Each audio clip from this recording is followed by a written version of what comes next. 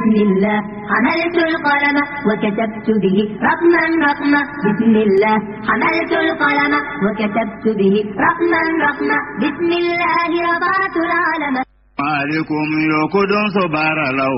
سلام عليكم وعليكم السلام سلام عليكم تكنسين وربه سلام عليكم وعليكم السلام سلام عليكم زورنا لكيبه سلام عليكم وعليكم السلام سلام عليكم يورجو كدنسو سلام عليك وعليكم السلام. الحمد لله حمدا كثيرا طيبا مباركا فيه والصلاة والسلام على من لا نبي بعد محمد بن عبد الله صلى الله عليه وعلى آله وصحبه وسلم تسليما كثيرا وبعد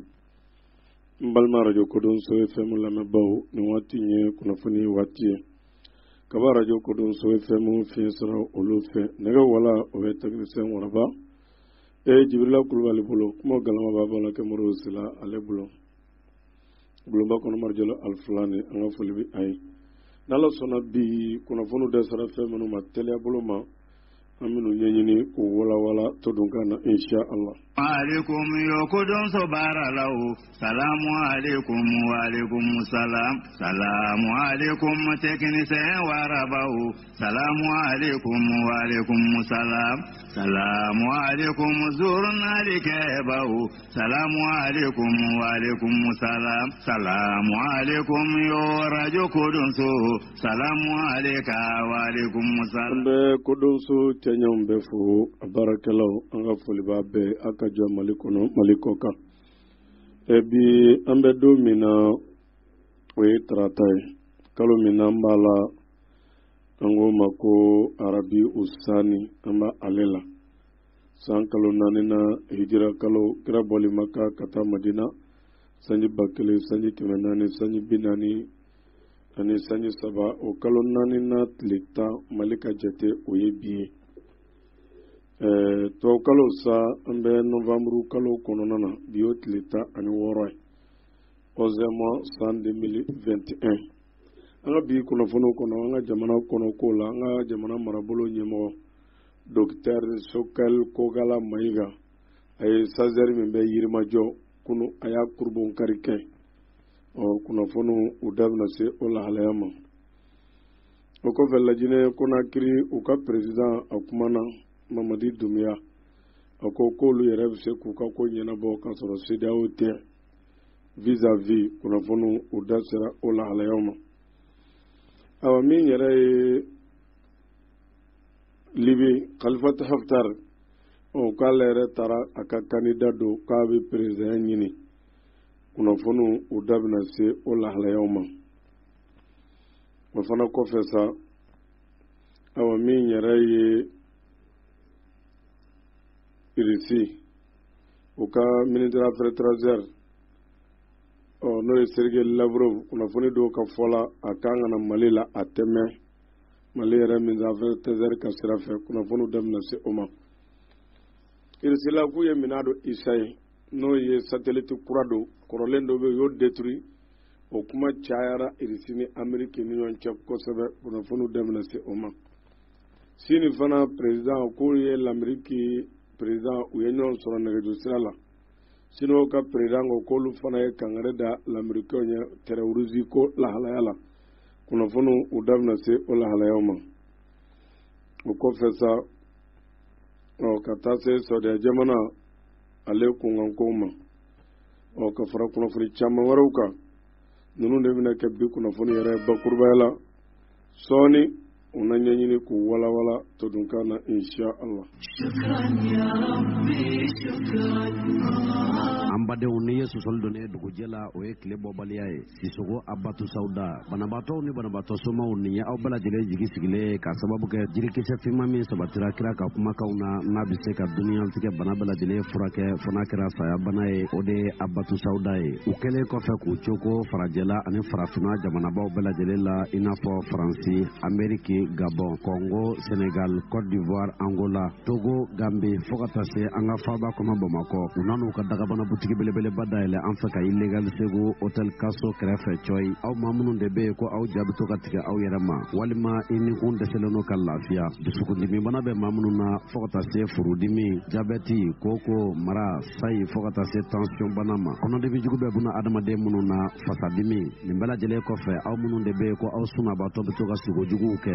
u nana ni kisituli hindi ye walasa aw ka se ka lafiya wa u ma da u ma fɛn min ye di ye a dilacogo caman bɛ u bolo di ni azal nana ɲagamine ka fara di ni ɲamaku ɲagamine ma fɔɔ ka taa se di ani habatu sauda yɛrɛ ɲagamine ma an balima musolakaw aw minnu de be sanga ni waati bɛɛ lajɛlen k'aw b'a fɛ aw farikolo ka to nuguyale aw ka saraki sisogo abatu sauda u kɛn bɛ ka munitulu kɛrɛnkɛrɛnnen dilan aw kama munitulu min be n'a dilanmɛ ni situlu gwɛrɛgwɛrɛ ye fɔɔ ka taa se tulu dilancogo wɛrɛw ma minnu be aw farikolo minɛ ka nuguya waati kɔlɔlɔ foyi lasi ma o tumana an badenw a ye wuli aw ka sisogo abatu saudatu sɛgɛrɛ ka illegal segu hotel kaso kɛrɛfɛ walima a k'u wele u ka nɛgɛjuru siraw la 73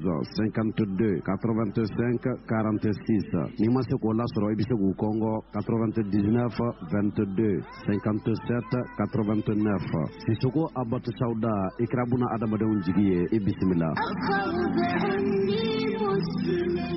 électronique Najolay frère Karikao ana lamine ni yaw wale électronique minen kola anyuma asanguduma ana latika obisoro yoro kelempe électronique Najolay frère la mine sugu bebe soro bolo kadamne télé écran plawla ana sugu yabe décodeur DVD portable mini chaîne radio sugu ya fen fen beino ani USB téléphone portable ko umanyene ko o chama fene de bu feino mini Samsung yi Itel Tecno ani o mogobe sugu ya fen fena abese ko soro électronique Najolay frère la ota bani ne panneau solaire ou fene bubulu kadam ne 250 la 150 100 fugata se fitinuma batterie beka ani blende fene bu feino kadam ne o 200 150 fugata se 120 ma convertisseur ou fene be soro ino ani ampoule munu me do panneau la kaika una be fega ni mine nunu soro songo duma yere la abe wuli ka se électronique Najolay frère la ube soro kai suguba konna la immeuble Mamadou Diallo la station ere kare la rue Sunjata Keita konna la ni yeyuga place bay abe sega suri najo soro ino alega nega jursra 76 05 47 62 walima 66 80 12 23 boutique flana o fane be soro suguba konna la immeuble haminyang na obi laji najo soro ino alega nega jursra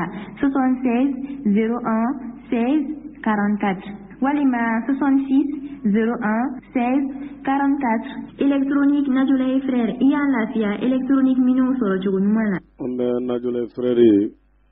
ambe folidi ama kafara abatu sauda anga folibu uye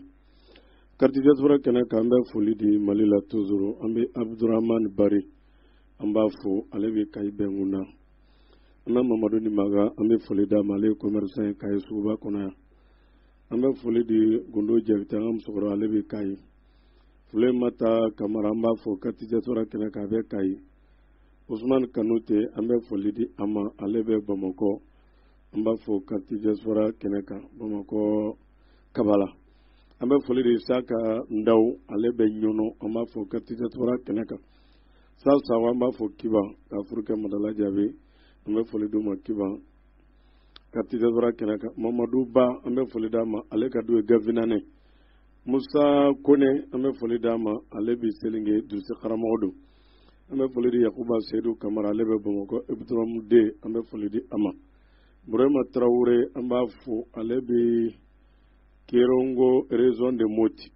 Amidou Doukouré amba fo Kodonso Jabalala ambe folidi Hamadi Boubou Haidara aleka douye Haouje Belenkara be fla douye so arama jara ambe folidi ama ale tare abega kura kaka demba be fo kaya ambe do ku ka do nyunu ufe kanyana la fala kambe se manga foto ni keto ni ngani tola o kunu amye minga banat fo amblazira depo dongo ongo do e wa kelenti ko do ku wa mwanti o ko ma do fona be o wa duruchi mo wore wa duruchi minum be kay do to so bala o be do ke banwa to albi alaka kenya danama alaka lafia ko ke ani aye Nambaro la sa ni mandrasa e Misiri alebi fasugu bunina o kerengrana o asigibau o kerengrana yedoke Misiri na n'o ye Malimu Mustafa Jara misiri kɔni ani derrière sinasi a filɛ niveau de la o yɛrɛ ma da a la an yɛrɛ taara ɲɛ da yɔrɔ in kɔni kan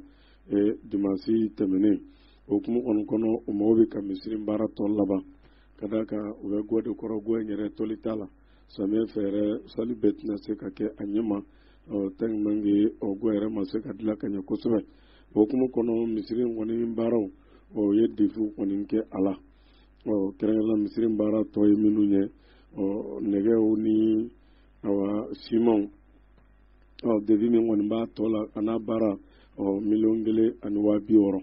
walasa ka se ka bili maaw ka se ka sali a kɔrɔ o ye k'a daminɛ a bilili ni a bitɔn wariw ni a tɔgɔ yɛrɛ siman wala ka d'a kan 1,300,000 nɛgɛsɔngɔw b'a la maa min b'a fɛ ka kunnafoni wɛrɛ ta ko in na i bɛ se ka nin numéro in ba ma 75 23 26 00 walima 63 13 63 08 n'ala sɔnna an bɛna tila ka misiri in photo bila an ka page Facebook kan n'i donna kɔnɔ i bɛ a ye an bɛ foli di bɛɛ ma an ka radio an y'a jira an bɛ nɛnɛ na sisan radio consommation ka bon fo k'a fɔ a to ten pando tun b'an dɛmɛ kosɛbɛ kulu fayitiri kow la mɛ waati na nɛnɛw na pando tɛ se ka baaraba kɛ kuma kɔnɔ fayitiriw nataw ni waati laban fayitiriw ka ca hari kunu min kuna sini min nana fayitiri yɛrɛ o ye sefa wari 161,382 voilà 161,000 132 ni kɔtɛ voilà o kuma na ni min bɛ se k'a taa ɲɛ ka d'a kan foyi tɛ ala ta ala kira ta voilà ni waati na pandow bɛ yen mais nɛnɛ na a ka baara ka dɔgɔ a tɛ se ka radio ta comme il le faut voilà o de hukumu kɔnɔ an bɛ mɛn kuran kan an bɛ fɛn a utiliser fɛn ka bon fo k'a fɔ a to ten ni min bɛ se k'a fayitiri sara i bɛ se ka na minɛ i bɛ taa sara baraji ala b'a a d'i ma ala k'an bɛɛ sara a yɛrɛ la n'an bɔra la an bɛ don an ka kunnafoniw kɔnɔ an ka jamana marabolo ɲɛmɔgɔ Dr. Sogɛl Kokala Mayiga n'akili la samedi tɛmɛna kun bɛ Segu min ye kunu lundi Yirimajɔ Sazɛri min bɛ yen Yirimajɔ ni Musabugu tugulen ɲɔgɔn na ka se 26 mars yɔrɔ ma hali sini an ka taali la an tɛmɛna a yɔrɔ fɛ an kɔni bɔra Jukɔrɔla fɛ o y'a sɔrɔ sanfɛla baara ma ban ko la yɔrɔ y'an taasi hali ko taxitigi min ka taa n'i ye yen walima n'i bolo kɛra circulation na tile gan yɛrɛ fɛ i b'i dafalen an bɛɛ tun bɛ telimaniw de ta walima i ka bɔ i bɔ cogo dɔn mɔgɔ ka b'o dɔn dɛ an bɛ taasi bi yan nin lɛri na a bɛ tan hali n'i ye wari caman di a taxitigi dɔ ma o tɛ don a la parce que i bɛ se ka 2 heures walima 1 heure et quelque walima i bɛ surunya 3 heures yɛrɛ la yanni ka se seyɔrɔ la a kow ma nɔgɔn o y'a sɔrɔ sira in kɔni bɛ dilanlen la an bɛ don min ko bi ko baara in kɔni banna kunu ka a dayɛlɛli de kɛra ka bɛn kunu ma n'o bɛnna le 15 novembre ma o senfɛ ko a ɲɛmɔgɔya tun bɛ an ka jamana marabolo ɲɛmɔgɔ Dr. Sogɛl Kokala Mayiga ko ka kuma kɔni na ko wari min taara Sazɛri na ko a bɛ se sefa wari miliyari 40 ma 40 miliyari o mana ko Dr. Sogɛl Kokala Mayiga yɛrɛ taamana ka d'a kan point Sazɛri Lazɛri mètre 190 ani mètre 6 o kɔrɔ mètre 4 de y'a jɛ mètre 200 la Dr. Sogɛl Kokala Mayiga k'a kɔni ko a ka kumaw kɔnɔ ko Bangininda sigibaw ani Ɲamana sigibaw ani Yirimajɔ sigibaw k'olu de tun bɛ gɛlɛyaba sɔrɔ u kana Bamakɔ u ka ciw ɲɛnabɔli la o kumana ko nin senfɛ ko u na lafiya sɔrɔ u na nisɔndiya sɔrɔ ka d'a kan ko nin bɛ sira nɔgɔya a b'a to an bɛ taasi tɛ kiri wa a b'a to fana dɔ bɛ bɔ accident kɔni na i n'a fɔ kunnafoni kɔni y'a di cogo min o de kosɔn a labanna k'a fɔ maaw ye minnu bɛ circulation fɛn minnu kɛra ko maaw ka fɛn n'u respecté ni min kan ka jɔ waati min e ka jɔ min kan ka taa fa min fana fɛ sira la e kana bɔ i ka droite kan ka taa maa wɛrɛ diraser a ka yɔrɔ kan tɛrɛw de bɛ sira la sira bɛ kuma o mana bɛɛ ka taa fan fɛ basigi kɔnɔ maa kana taa don maa ta la walasa ka se ka taa kɔlɔlɔ ka se ka taa e kana taa kɔlɔlɔ se maa ma prémise kɔni a ye wele kan bila maa ma ko la a kɔni ko nin ko min yɛrɛ kɛra k'a wari bɔra an yɛrɛ ka jamana a budget de kɔnɔna na voilà Mali yɛrɛ budget a wari ma bɔ yɔrɔ wɛrɛ kana dɛ ko Mali yɛrɛ budget de ye a financer i n'a fɔ kunnafoni kɔni ye a di cogo min ko kɔni kɛra tare n'o ye Sazɛri ye a bɛ kɛ sababu ye maaw caman bɛ bɔ dugumana fɛ dɔw bɛ yɛlɛn sanfɛ ne dun b'a fɛ ka yɛlɛ direct ka tɛmɛ ɲamana e mɔgɔ tɛ dugumana na minnu bɛ musabugu fɛ olu bɛ se ka bɔ dugumana fɛ n'u b'a fɛ ka fara ka taa bakɔfɛla yɔrɔ tɔw fɛ a ko kɔni b'o cogo la a yɔrɔ kɔni ɲɛna kosɛbɛ a ko ka sira in fana tun bɛ k'a fɛrɛ hali bitigi minnu b'a kɛrɛdaw fɛ ka bɛɛ kɛ devoir ye ka taa fo ɲamana o fanfɛyɔrɔ la walasa dɔ bɛ se ka bɔ embouteillage la cogo min ninnu bɛ jamana développer sirako kuranko jiko ani dunkafa n'o sabatira jamana o jamana na a jamana ka di hali bi sa an bɛ ala de deli bɔda ɲuman ala ko k'an n'an balima silamɛw bɛɛ lajɛlen بسم الله بسم الله حملت القلم وكتبت به رقما رقما بسم الله حملت القلم an ka Mali ministre affaires étrangères Abdoulaye Diop kunun tɛnɛ k'a fana ye kunnafoni di kɛ a kɔni ko Irisu ka ministre de la affaires étrangères n'o ye Sergei Lavrov k'a kan kana bɔ Mali la waati kurunin kɔnɔ mais a ma délai fɔ a ma don fɔ voilà ko a kɔni bɛ sɔn ka teliya k'u teri don a kan kana b'u la kana bɔ Bamakɔ kɛrɛnkɛrɛnna a k'a kan kɔni kana mais a kan kana waati jumɛn lahalaya min o kɔni ma fɔ o mana ko o kɔni bɛ ka jateminɛw kɛ yan'a kana ko bɛ labɛn cogo min terrain bɛ labɛn k'a kɔnɔ cogo min o mana ko a kɔni kan kana a nakun ye mun ye Mali bɛ gɛlɛya min kɔnɔ k'olu kɔni dan bɛ Irisi la Irisi bɛ se k'u dɛmɛ cogo min mɔgɔ bɛ se k'i sinsin Irisi ka cogo min k'i ka gɛlɛya wuli olu yɛrɛ ka faamu na ani ɲɔgɔn dɛmɛ o bɛ se ka banba Mali ni Irisi cɛ cogo min Mali bɛ se k'a ka basigiw sɔrɔ cogo min ko in kun ye o ye ani Irisi fana bɛ se ka na k'an dɛmɛ terrorisiya kɛlɛli la ka dɔ bɔ ka terrorisiya wale ka se ka dɔ bɔ a la k'a kun ye o bɛɛ lajɛlen ye i n'a fɔ kunnafoni kɔni ye a di cogo min na o de kosɔn Mali ni Irisi ka tɛgɛ di ɲɔgɔn ma o tuma na o baara kɔnɔna na ko Irisi ka ministre des affaires étrangères kɔni kan kana waati telen kɔnɔ mais o ma délai fɔ a la faama kumaw don wali bi sa an bɛ ala de deli mɔda ɲuman ala ko k'an n'an balima silamɛw bɛɛ lajɛlen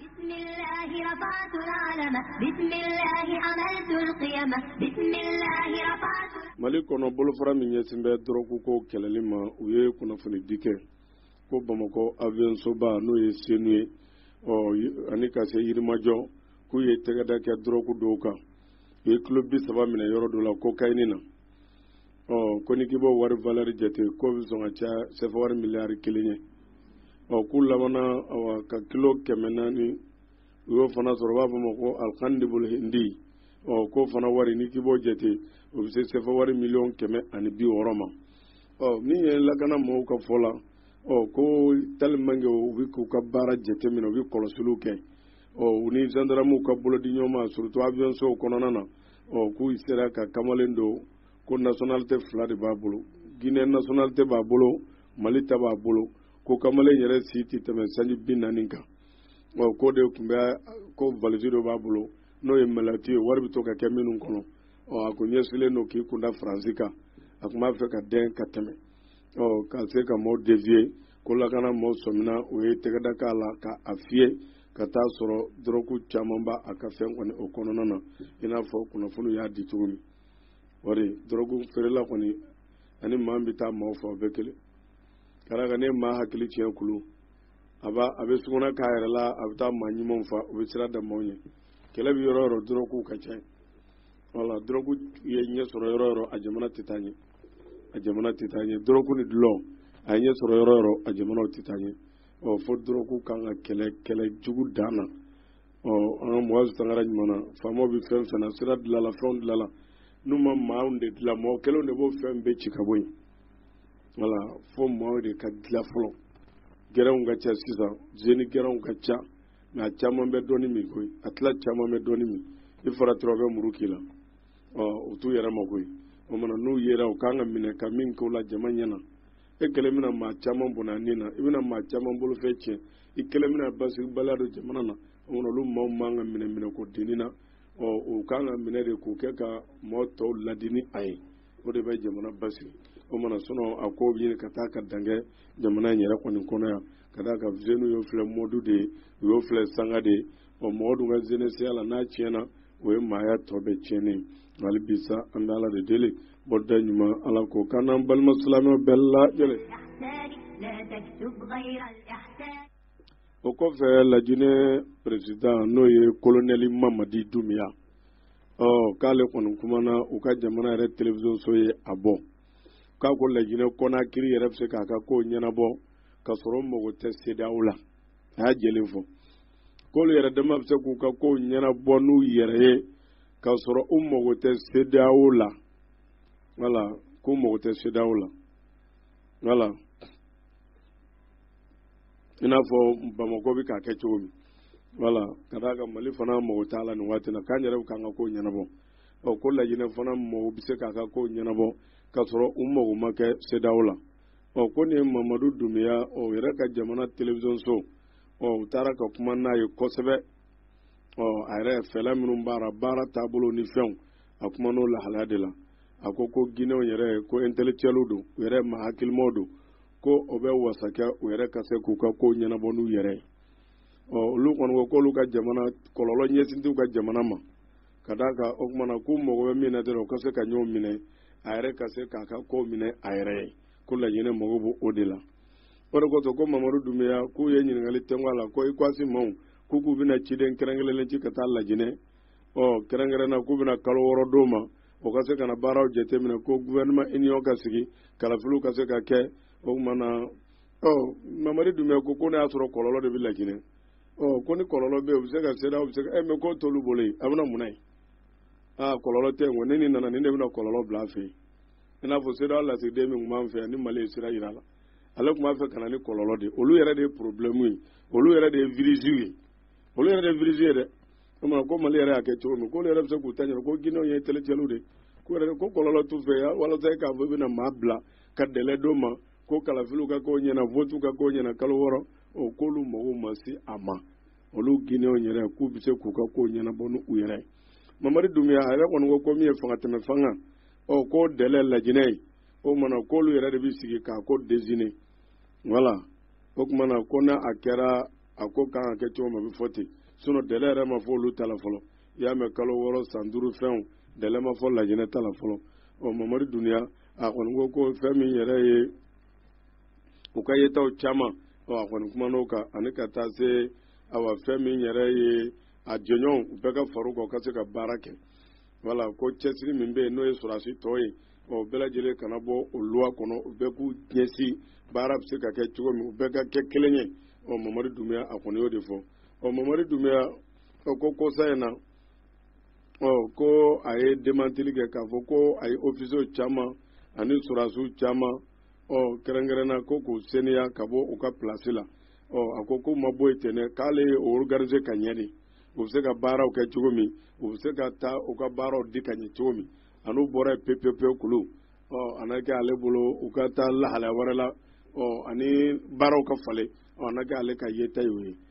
k'a kɔni ko k'a segira k'u organiser de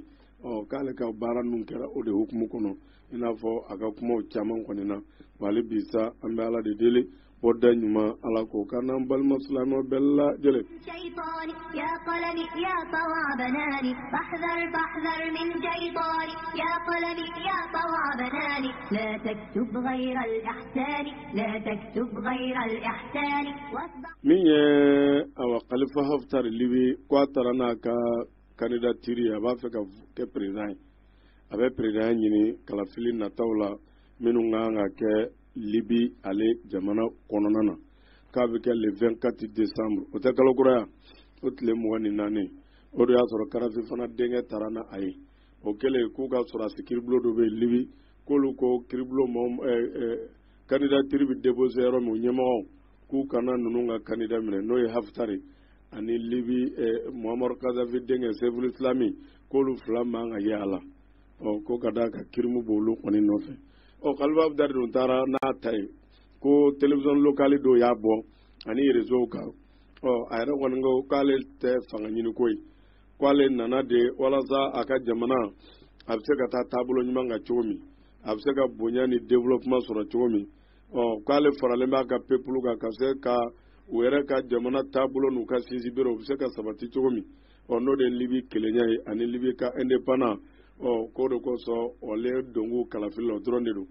voilà sinon dugu ka basigi n'a ka indépendant sinon i n'a fɔ ɲɛmaaya ɲini natani wɛrɛ ka d'a kan k'olu ka jamana bɛ sira fila de la sira fara fila sabanan tara a sira fɔlɔ ko de ye hɔrɔnya ani basigi ani ɲɛta sira filanan fana o ye kɛlɛw ni furukufuruku minnu bɛ yen ani tiɲɛni minnu bɛ jamana kɔnɔ o de kosɔn ko a ye wele bila jamanadenw ma k'u bɛɛ ka kɛ mɔgɔ ye minnu bɛ ko jateminɛ o bɛɛ k'u ka responsabilité ta jamana min ɲɛsin b'u ka gɛlɛya min ɲɛsin b'u ka jamana ma u bɛ se k'u k'a da la cogo min libi kɔni ko lahalaya bɛ ta maa t'a dɔn a kun bɛ taa cɛ min na fɔlɔ wa hali bi sa an bɛ ala de deli bɔda ɲuman ala ko k'an n'an balima silamɛw bɛɛ lajɛlen. بسم الله فيك رسمت الورد الأحمر والشاطئ والرمل الأصفر فيك رسمت الورد الأحمر والشاطئ والرمل الأصفر فيك رسمت السهل الأخضر فيك رسمت السهل الأخضر من يلبا وكامندري من بيا كنا فنكو كنا كو كما جودو فواتي تمنيو دوكو يناكا كمنزري كنيسي سودياما o kɛlen ale kɔni kɛlen ministre ye Saudiya ni Pays Golfe caman y'u ka lasigidenw wele ka bɔ awa Liba kuma kɔni bɛ min yira hali o waati tɛmɛnen Liba premier ministre a kɔni ye kuma kɔrɔma dɔ fɔ ministre min bɛ kunnafoniko kunna o kɔrɔ a ka jamana ka ɲɛta de suganti a yɛrɛ ka fɛnw kan o b'a yira a yɛrɛ ka denmisɛnnin walasa ni Pays Golfe ni Liban cɛ ka se ka ɲɛ ka da kan olu t'a fɛ teriya ka don ni Liban cɛ maa dama ni nin cɛ bɛ fanga na ministeriya la ko cɛ ko k'ale kɔni bɛ se ka bɔ a place la mais en condition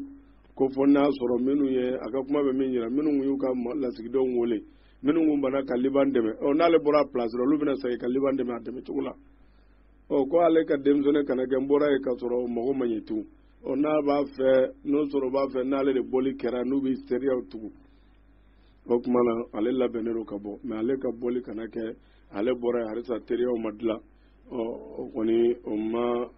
ma k'ale fana fɛ ko ye Liban kɔni bɛ gɛlɛya la nin waati in na surtout arabu jamana tɔ minnu b'a dɛmɛ k'a sababu kɛ sahaba naaninan minnu bɛ yen ka d'a kan olu ye jamana cilaw u t'a jɔ fo k'a ci ka kɔlɔlɔ se jamanaden tɔw ma wa hali bi sa an bɛ ala de deli bɔda ɲuman ala ko k'an n'an balima silamɛw bɛɛ lajɛlen. L'Amérique jamana olu y'u ka deliko daminɛ k'a ko k'a ka maa minnu bɛ Ethiopie toujours k'u k'u teliya ka bɔ yen ko ka d'a kan ko Ethiopie ɲɛsin bɛ détruire de ma voilà ko kɛlɛ min bɛ yen a bɛ sɔn ka Ethiopie détruire u ka kuma b'o de yira k'u ka maa minnu bɛ yen k'u ka teliya ka bɔ yen hali n'a sɔrɔ wari tɛ minnu bolo ka bɔ n'u bɛ dɔnɔ de don u la u ka jamanadenw na k'u ka se ka yen bila mais o kɔni ɲinɛna k'u ka mɔgɔ bɔra Afganistan cogo min o tɛna bɔ Ethiopie o teliya la bilen dɛ ka d'a kan Ethiopie ta yen Afganistan k'u ye maa 100,000 ni kɔ de bɔ ten k'u t'a fɛ ka sago ɲɔgɔn ka diɲɛ dugukolo foyi ka bilen tellement que o ye kɔlɔlɔ min s'u ma talibanw ta ma nɔgɔ u ma dɛ bɔn sen ka bɔn kun kan k'u t'a fɛ u t'a fɛ u ka sago ɲɔgɔn wɛrɛ ka diɲɛ dugukolo foyi ka bilen o de kosɔn u ka maa minnu bɛ yen k'u k'o teliya ka bɔ ni min bɛ bɔ cogo min ni gɛlɛya bɛ yen ni bɛ dɛmɛ cogo min i bɛ bɔ cogo min olu yɛrɛ bolo Ethiopie ɲɛsin bɛ gɛlɛya min ma ko a bɛ sɔn ka tiɲɛni kɛ ka sɔrɔ olu yɛrɛ de bɛ ka tiɲɛnikɛlaw dɛmɛ u ka lahalayaw de waati bɛɛ u bɛ maaw minɛ i m'a ye waati caman u tun b'a fɔ Turki ma a kana gɛrɛ an ka lasigiden minnu bɛ a kana gɛrɛ yan fɛ a ye taa yan fɛ a kana gɛrɛ nin kin na i m'a fɔ ko mankan bɛ Turki n'u bɛ ka jamana minɛ so u bɛ nin de fɔ ka maaw hajɔ k'u don ɲɔgɔn na walasa u ka laɲiniw bɛ sabati cogo min wali bi sa an bɛ ala de deli bɔda ɲuman ala ko k'an n'an balima silamɛw bɛɛ lajɛlen. Bismillah hamaltu al-qalama wa katabtu bihi raqman raqman bismillah hamaltu al-qalama min ye awa Kuwait kɔnɔ kɛrɛnkɛrɛnna ko Kuwait société ba dɔ bɛ yen Sarkatu Tanzif minnu bɛ nettoyage kɛ ka yɔrɔw saniya kare kɔnɔna walima iriw ni fɛnw ka taa ko baarakɛlaw u y'u ka patron dɔ encercler patron in taara bɔ baarakɛlaw ka yɔrɔ la ko ka sɔrɔ ka kalo dɔw juru bɛ baarakɛyɔrɔ in na a y'a kulu baarakɛlaw sin ka taa mobili encercler ko patron u ka kalo sara dɔw ma sara o senfɛ patron fana k'a ye mobili k'a teliya quoi ka jama cɛ fara ka d'a kan baarakɛlaw kɔngɔ ma nɔgɔn koyi mɔgɔ bɛ baara la a bɛ mobili da kabanaw na o ka wariw tɛ sara ko baarakɛla ninnu fanba bɛɛ dunnaw de a bɛɛ dunna olu dun bɛ ale bɛ société min kunna u bɛ maaw de ta ka yɔrɔ nettoyer a n'a kɛ carré kɔnɔnaw ni siradaw ni fɛnw ka taa o kumana olu fana kalo wariw tɛ ka sɔrɔ ebe fana o bi to ka sɛbɛn min di mɔɔw ma baarakɛlaw ka se ka taa bɔ i ka mɔɔw la o kama k'o fana bali ale kɔni jɔ ani mɔɔw ka taa ka mobili kori bɛɛ b'u ta ɲagami kulu a donna mobili la ka jama cɛ fara ka tɛmɛ o mana k'o de kɛra Kuwait kɔnɔ arabu ninnu a dɔw bɛ sɔn a ma koyi a ye mɔɔw ka wari di wala a ye wariw sara a ko ma nɔ wa hali bi sa an bɛ Ala de deli bɔda ɲuman Ala k'o k'an n'an balima silamɛw bɛɛ lajɛlen. بسم الله بسم الله حملت القلم وكتبت به رقما رقما بسم الله حملت القلم وكتبت به رقما رقما بسم الله رفعت العلم. min yɛrɛ ye Yamani France Marie Le Pen a ka parti a kɔni bɔra ale yɛrɛ de kumana Marie Le Pen a ko n'ale kɔni kɛra président ye France ko ale bi Algériens bali passeport la visa la k'a b'u bali visa la direct ko maa dama ni Algérie ma sɔn u ka jamanaden minnu bɛ France ni France mago t'u la France b'a n'olu kɛra ɲama ye France b'a fɛ k'o ɲamaw cɛ ka t'o bɔ Algérie fana de ma sɔn ma ko ni Algérie ma sɔn ma k'ale bɛ visa tigɛ Algérie la complètement ko n'ale kɛra président ye ko diɲɛ loi b'o fɔ aw ye maaw bonya nationalité b'u bolo a k'u ka o ye dɔrɔn ko kɛra dɔrɔn ko minɛnw ni kulu u t'a ɲɛ so bilen u t'a ɲɛ fa ye u t'a ɲɛ ba ye u t'a ɲɛ jamana ye k'a b'o maaw cɛ ka t'o fili wali jamanaw kan ye Algérie dun ko maa ninnu filɛ k'i b'a sɔrɔ nationalité fila de b'a caman bolo Algérie fana ko k'u tɛna an fɛ yan aw de y'u tiɲɛ an minnu cɛ u bɛ to aw de fɛ yen dɛ Marie Le Pen dimine de filɛ la ko n'ale kɔni ye fanga sɔrɔ o diyagoya bɛ taa Algérie ni Algérie ma sɔn o ma Algérien kɔni bɛɛ ale bɛ visa k'ale b'a tigɛ Algérie la ale y'o de fɔ o de kosɔn a labanna k'a fɔ ko Algérie ko jamanaba don ko gɛlɛyaba caman ɲɛsin bɛ Algérie ma ko i n'a fɔ ko silamɛya toririsiya ninnu kɔni Faransi ni silamɛya kɛlɛ ko silamɛya ale kɔni ma torisi foyi sɔrɔ diɲɛ na fo silamɛya ko o fana k'u y'u ka indépendance b'u bolo ko wa jamanaba don wa ko a fana kan ka diɲɛ bɛnkanw a kan ka o respecter a fana ka o respecter ko kɔni bɛ ni lahalaya na hali bi sa an bɛ Ala de deli bɔda ɲuman Ala k'o k'an n'an balima silamɛw bɛɛ lajɛlen. بسم الله حملت القلم وكتبت به رقما رقما بسم الله. Falasini jamana ko Yahudiyaw olu kɔni ye damatɛmɛ minnu ta ka ɲɛsin Falasini jamana maaw ma 2020 kɔnɔna na ka taa bila 21 na k'a sera damatɛmɛ 451 a dɔw yɛrɛ ye u ka Yahudiya mori ninnu u bɛ taa bi Falasini jamanadenw ka faamaw yɛrɛ ɲɛna u b'a fɔ ma ko Mustatinun u bɛ logement sociaux jɔ ka Yahudiyaw wele ka n'u bila yen olu maa minnu bɛ taa bila o sigida kura la arabu minnu b'o sigida la o maa minnu n'u ye maa 1000 sɔrɔ i b'a sɔrɔ sɔrɔdasi 2000 b'olu garder walima 2000 ni kɔ olu bɛ to ka bɔ k'u sago kɛ Falastinɛw na faama ninnu b'u garder fɛn tɛ bɔ a la walima u bɛ taa tiɲɛni kɛ faama ninnu yɛrɛ ɲɛna Israëlien fɛn tɛ bɔ a la walima faama ninnu yɛrɛ b'u kɔlɔsi k'u ka tiɲɛni kɛ Falastinɛw na fɛn tɛ bɔ a la k'u kɔni bɛ ka damatɛmɛ dama k'o de ta ka ɲɛsin Falasini yɔrɔ min ko Aramala ani du Fatul Gharbiya o n'a ɲɔgɔn mais min ye Gaza ye bɔnɛk'a b'o la o tɛ se ka se wala mugu ni kisɛ de b'u ni Gaza ni ɲɔgɔn cɛ n taara Dakar ka denmisɛnninw minɛ walima n taara Dakar ka cɛ minɛ ka b'a muso kɛrɛfɛ ka taa don kaso la san 30 san 40 o ye Falasini fantɔ ye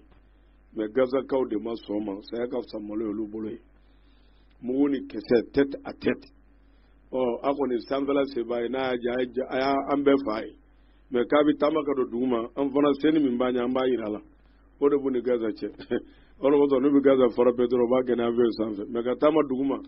k'u bɛ taa Dakar ka maa minɛ Gaza hali ni ye Israëlien hali ni y'u ɲɛ siri u t'u ɲɛsin yen ma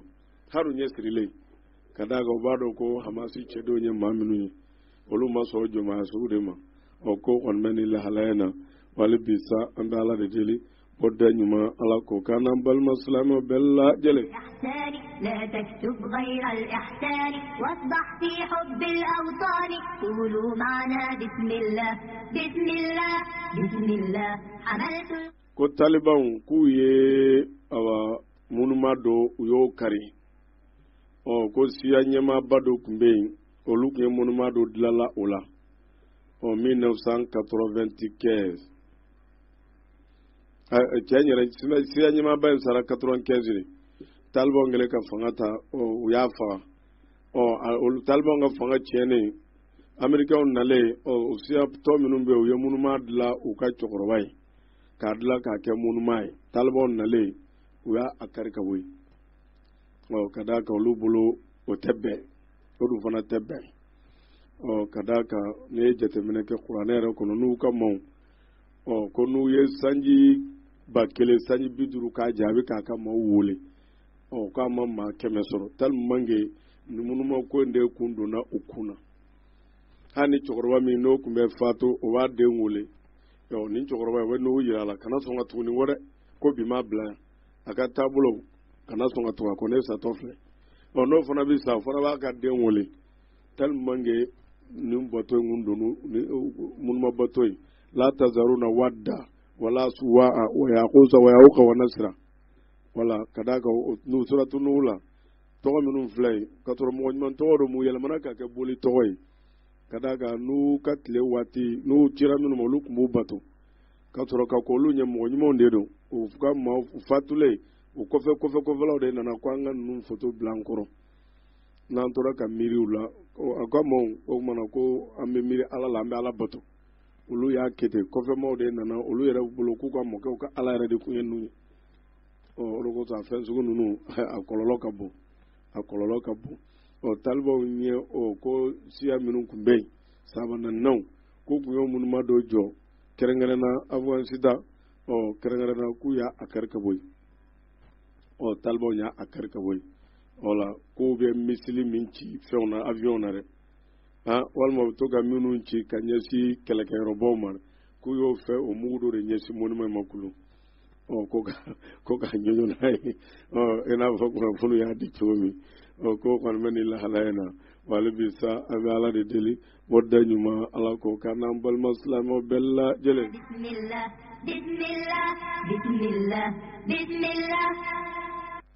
بسم الله حملت القلم وكتبت به رقما رقما بسم الله حملت القلم وكتبت به رقما رقما بسم الله رفعت العلم بسم الله حملت القيم min ye Ameriki ye ko a ye irisi jalaki ka d'a kan irisi ministre de la défense ye kunnafoni di kɛ ko kunun tɛnɛ k'olu ye isɛma dɔ kɛ u ye satellite kura dɔ bila ka taa sanfɛ ko satellite ka baara ɲɛna kosɛbɛ o ye kunnafoni fɔ bi yɛrɛ de bi tarata ye wala bi tarata mu ye isɛma kɛ kunun isɛma in kɔni na k'u ka satellite kɔrɔ dɔ bɛ yen k'u y'o détruit o yɛrɛ mɔrɔsɔ caman o jiginna mu yɛrɛ bolo k'o tɛ tɔɔrɔ se yɔrɔ foyi ma ka d'a kan ko satellite min n'u y'a détruit k'o tun tɛ baara yɛrɛ la bilen ka d'a kan ko depuis 1982 u kun y'o bila sanfɛla la yen mais k'a kun kɛra a tiɲɛna k'a kun tɛ ka baara kɛ bilen o labanna k'a fɔ de ko nin waati in na k'olu menacenen don américains fɛ o de kosɔn ko irisi maa kana se ka taa kɔlɔlɔ se a ka satellite ma u ye kura min dilan o n'a technologie n'a fɛnw don o labɛnnen don ka se ka irisi sécuriser ka a ka ko bɛɛ kɔlɔsi et puis fana menace minnu ɲɛsin b'a ma ka se k'o menace fana k'o détecter o mana o de kosɔn k'u ye nin kɔni kɛ wala o de senfɛ sa min ye lamɛrikɛnw olu kɔni ye a ko kɔni olu y'a konande k'a konande ko u y'o baara min kɛ kunun tɛnɛ ko o man ɲi ko min ye satellite ko bɛnkanw na u ka kuma bɛ min jira k'a bɛna fɔ irisi ye min kɛ tiɲɛ yɛrɛ la o t'a bɛnkanw kɔnɔ ka d'a kan olu yɛrɛ ka fɔ la ko satellite in bilali sanfɛ ani ye kɔrɔlen min détruit k'a kɛra sababu ye ka mɔrɔsɔ 1500 a na kɛ walima ka taa se mɔrɔsɔ 100,000 ma a kumabaw n'a fitininw olu yɛrɛ ka jate la a bɛ se ka kɛ kɔlɔlɔ ye mais olu yɛrɛ kɔni bolo ko a bɛ se ka jamana caman walima jamana caman k'olu menacer mais irisiw labanna k'a fɔ ko nin tɛ jamana foyi menacer olu y'a kɛ k'u yɛrɛ protéger k'u ka jamana protéger epi fana nin ko nuna ni yolu ka koy Amerika fana bɛ ka jalakɛrɛ min ɲɛ sɔrɔ ma k'olu fana tɛ sɔn o ɲɔgɔnw ma wala o tɛna sɔn o ɲɔgɔn kɔni ma Amerika ka ko ninnu lahalayaw la waati laban in na u ka menacement kɔni cayara Irisi yɛrɛ frontière dugu dɔ n'o Ukraine a yɛrɛ y'a mɛn kunnafoni na kunu ko Amerika sɔrɔdasi dɔw bɛ yen Irisi dun ka mɛn k'i labɛn sisan olu dun ko ninnu m'u cogo dɔn u ka n'u bila kɛlɛ la diɲɛ puissance damaw o kɔni bɛ ka ɲɔgɔn da sumusaw an b'a fɔ Allahumma idribu zalimina ba'duhum bi ba'd wa akhrijna bainahum salimina ghanimin ala tɔnikɛlaw yɛrɛ kundama kari ɲɔgɔn na bani i ka anw bɔ worofilancɛ an kisilen ko in bɛ ka taa o de la n'u ye fantanw fan ka ban u yɛrɛ damaw kulu u kun bɛna kari ɲɔgɔn na ko kɔni bɛ nin lahalaya in na wa hali bi sa an bɛ ala de deli bɔda ɲuman ala ko k'an n'an balima silamɛw bɛɛ lajɛlen Irisiw ka président Vladimir Putin ko ani Emmanuel Macron ye nɛgɛsira banba u ni ɲɔgɔn cɛ ko Vladimir Putin ana k'a ye kangarida kɛ faransɛw ye faransɛw ni a dɛɲɛw n'o ye européens ye k'u ka lahalaya min bɛ mer Noire la ye olu kɛrɛfɛ jamanaw na ye tiɲɛ yɛrɛ la ko ɲalikɔrɔbɔ don ko Putin y'o kangare kɔni k'o ta k'a da Faransi ana a dɛmɛɲɛw ye ko a nɛgɛsira gɛlɛyara a banbalo ni ɲɔgɔn cɛ kosɛbɛ ka d'a kan ko olu kɔni ɲɛ bi Europe ni a dɛmɛɲɔgɔn ka mouvement na cogo min Ukraine kɔnɔ yen Irisiw yɛrɛ bolo tiɲɛ yɛrɛ la a tɛna ni basigi ye wa a tɛ basigi kuma fɔ wa basigi ko yɛrɛ lahalaya tɛ mouvement minnu bɛ ka kɛ Putin k'a kɔni y'o kangare kɔni da anu bɛ k'u bolo di ɲɔgɔn ma ka sɔrɔdasi entraînement minnu kɛ u bɛ ka dɔ fara a kan ka taa ani Ameriki fana sen donnen a la o sen donnen bako in fana na ye tiɲɛ yɛrɛ la o bɛ ka kɛ sababu ye ka kɔlɔlɔ ka wuli olu ni ninnu ni ɲɔgɔn cɛ ko Vladimir Putin k'a kɔni y'a fɛ ta k'o fɔ Macron a n'a dɛmɛɲɔgɔn kɔni ye ani ka taa se ko kɔsa in na Ukraine yɛrɛ ye drone dɔ utiliser o fana kɛra ko ye Irisi ma sɔn o ma mais drone ninnu ye Turki ka dilanlenw de ni ma fili ko kɔni bɛ ka wusu diɲɛ kɔnɔ nin waati in na wa hali bi sa an bɛ ala de deli bɔda ɲuman ala ko k'an n'an balima silamɛw bɛɛ lajɛlen sini président ko fana ye Joe Biden wele k'u mɛnna nɛgɛjuru sira la kosɛbɛ ko sini fana y'a fɛ ta fɔ l'Amérique Joe Biden ye k'a kɔni ko u ka kuma kɔni na ko sini président a ye ci min fɔ Joe Biden ye ko fɔɲɔgɔnya min bɛ Amérique ni sini cɛ u ka se k'o wuli et puis fana ko jamana fila bɛɛ teriya de b'u ni ɲɔgɔn cɛ u ka se ka o minɛ kana sɔn o teriya ka se ka buruja n'a a tɛ se ka kunbɛn bilen ko n'i ye jateminɛ kɛ sini wa olu kɔni ye kangarida kɛ Joe Biden ye k'a fɔ fɛn min yɛrɛ ye Taiwan ni lahalaya ko maa ni k'i de bɛ Taiwan dɛmɛ walima k'a fɔ ko Taiwan i b'a ka indépendant a ka yɛrɛma hɔrɔnya k'i b'o de soutenir o kuma na k'i k'a dɔn k'a fɔ o kɔrɔ i n'olu Irisiw bɛ ɲɔgɔn na dɛ maa k'i bɛ Taiwan k'a fɔ a b'a ka indépendant sɔrɔ o kɔrɔ k'i donna Sini ka ligne rouge kɔnɔna na o kɔrɔ k'i sera Sini ma olu fana kan ka min kɛ u na wuli o ko la Amérique dun bɛ ka Taiwan dɛmɛ diɲɛ intérêt ko tɛ wa ko kɔni bɛ nin lahalaya in na hali bi sa an bɛ ala de deli bɔda ɲuman ala ko k'an n'an balima silamɛw bɛɛ lajɛlen رفعت العلم بسم الله حملت القيم بسم الله رفعت العلم بسم الله حملت القيم قولوا معنا بسم الله بسم الله فيك رسمت الورد الأحمر والشاطئ والرمل الأصفر فيك رسمت الورد الأحمر والشاطئ كوي sondage ke Ameriki no ye républicain yɛrɛ dama ni ɲɔgɔn cɛ Donald Trump ka parti mɔw ko caman kɔni ka jateminɛ na u ka parti mɔw la ko Donald Trump a bɛ sɔn ka segin président na tun ka d'a kan sondage tɛmɛnen minnu kɛra o kɛra 100 sarada la 13 walima ka taa bila 15 la kɔsa in olu bɛɛ ko k'a bɛ sɔn ka kɛ président u bɛ sɔn ka segin ka na tuguni u ye sondage laban min kɛ 100 sarada la k'a taara se fɔ 28 ma o kɔsɔn ko ŋaniya bɛ yen ani jateminɛw bɛ yen ko Donald Trump Joe Biden ka délai dafalen ko a bɛ sɔn ka segin président na tun ka d'a kan maaw b'a fɛ caman yɛrɛ ɲɛna kalafili laban min kɛra o y'a namara de sinon ko ka sɔrɔ a gɛɲɛna ko maaw kɔni b'a fɛ caman bɛ ka yɛrɛ u b'a fɛ a ka politiki taabolo n'a ka baaraw taabolo ka bɔ u ka parti maaw yɛrɛ kɔni na Ameriki ale jamana kɔnɔna na wale bi sa an bɛ Ala de deli o da ɲuman Ala ko ka n'an balima silamɛw bɛɛ lajɛlen an ye kibaruya sɔrɔ k'a fɔ an ka karamɔgɔ n'an ka wajulikɛlaba n'o ye Musafa Nimaga min ni Siri Ture u ka wajuli bɛ to ka tɛmɛ ya kalifaya kɛnɛ na tariku kɛnɛ Musafa min b'o kɛ Musafa yɛrɛ maa lakodɔnnenba ye ko a bamuso fatura sɔrɔ Tuba Musafa Nimaga bamuso a fatura Tuba n'u bɛ a wele ko maa Dukure ko janajaw kan ka kɛ bi Lazara Tuba i n'a fɔ ci sera ma cogo min Basila Dukure ka sira fɛ Basila Dukure k'olu mamuso don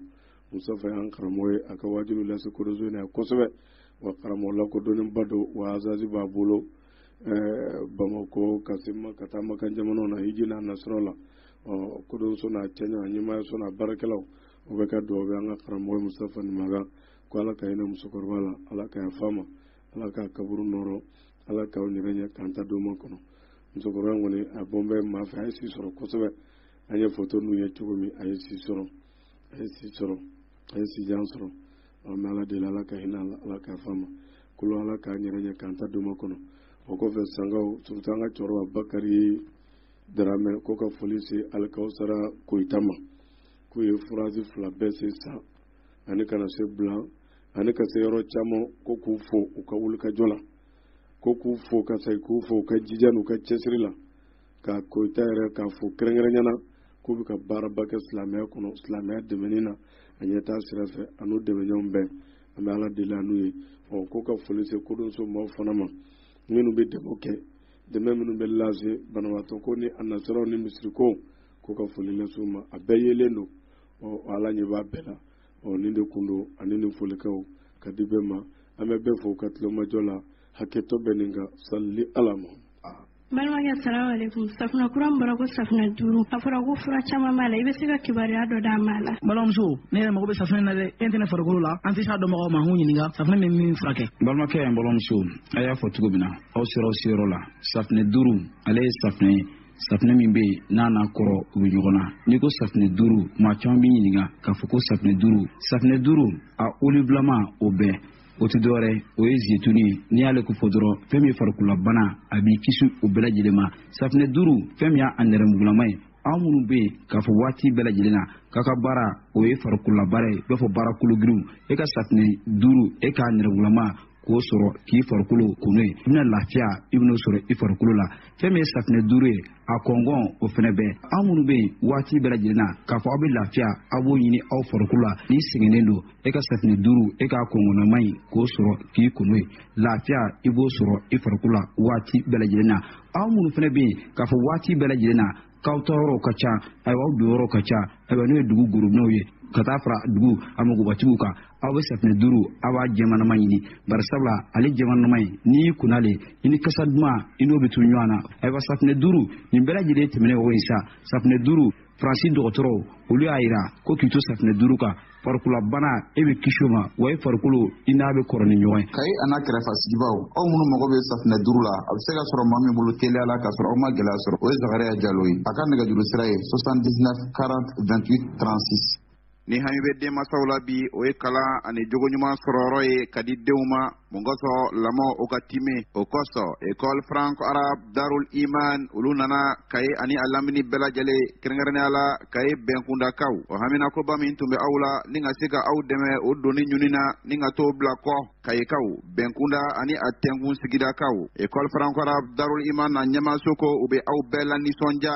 k'a fɔ u ka kalanyɔrɔ a dayɛlɛnna ka ban ɲina ma u ye maa minnu tun bɛ ka kɔrɔ maa minnu yɛrɛ b'a fɛ k'u denw tɔgɔ sɛbɛn ko kura ye tɔgɔsɛbɛn baaraw daminɛna ka kalan kɛ ka diinɛ dɔn ka tubabukan dɔn wa labɛnw yɛrɛ bɛ senna ni ka anglais kalan yɛrɛ daminɛ kerengana den sera classe woronama école franco arabe darul iman konala ni mabe jorokula jamana kono bi adola kalantieni kalande niveau la fuli obe ala école franco arabe darul imani mauko uluna kuye ka jenioro fi o gele bayina wala kube wole bla kayka bela jelema kerengana mamunu sigoro bembe bengunama piskoro kerafera oluga kalaro bonda ila nembe awiye wabo chugola kalaro inka kani kayka bela jelein solika tama o kapsa here kenaka demma sawni den somo ayawtela ka kalaro bayini mungoso awdun to ka sebe nin kalaro ina école franco arabe darul iman adala nenko ni mamunu ba fe udden wake akalanen do e telia buloma ayu segere blene kaye bengunda piskoro restaurant kerengana ala na fe misanu be fere sugumina uni yeman jamfio wala kele ito sigorola kanaga juru sira bamba Bashir Diallo aleka siraka 76 43 83 30 wala ma kalaro directeur wule 75 03 63 65 école franco arabe darul iman jena makange segere alaikum yokudun sobaralau salamu alaikum wa alaikum salam salamu alaikum teknisen warabau salam